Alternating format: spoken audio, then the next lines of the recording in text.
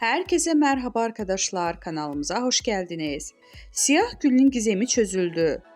Sevgilisi Hande Erçel ile ödül törenine katılan Hakan Sabancı, yakasındaki siyah gülü sorulunca muhabirlere sinirlenerek röportajı sonlandırıp bulunduğu ortamdan ayrılmıştı. Sabancı'nın yakasındaki gülün sorulmasına bu kadar sinirlenmesi merak uyandırdı. Hakan Sabancı'ya bu kadar kızdırılan yaka çiçeğinin gizem sırrı çözüldü.